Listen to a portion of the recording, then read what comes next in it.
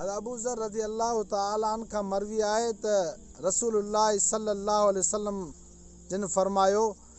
त मूं वटि हज़रत जिब्राइल अलैहिस्सलाम आयो ऐं मूंखे चई त हिकिड़ी तोखे ख़ुशख़बरी थो ॾियां।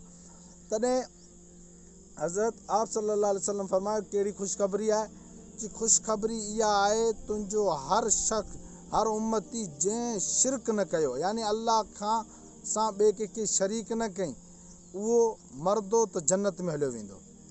तॾहिं के साहबी पुछो या रसूलल्लाह भले हुन चोरी कई हुजे भले हुन ज़िना कयो हुजे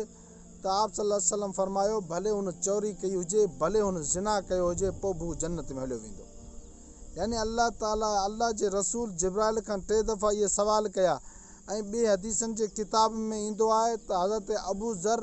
रज़ी अल्लाह तआला अन ख़ुदि अल्लाह जे रसूल खां इहे 3 दफ़ा सवाल कई। जॾहिं 3 दफ़ा सवाल कई त रसूलुल्लाह सल्लल्लाहु अलैहि वसल्लम फरमायो त अबू ज़र तुंहिंजी नख हेठि थिए तूं मूंखां कहिड़ा सवाल भले हुन चोरी कई हुजे भले हुन ज़िना कयो हुजे। उनखां पोइ जॾहिं बि हज़रत अबू ज़र रज़ी अल्लाह तआला अन इहा रवायत पेश कंदो हो त पहिरीं चवंदो त अबू ज़र तुंहिंजो नक हेठि वञे पोइ इहा ॻाल्हि कंदो त मुंहिंजे महबूब मूंखे इहा छा चई ईअं ई मूंखे चई त भले हुन चोरी कई हुजे भले हुन ज़िना कयो हुजे शिरक खां जेकॾहिं बची वियो त उहो सौ सिधो जन्नत में हलियो वेंदो।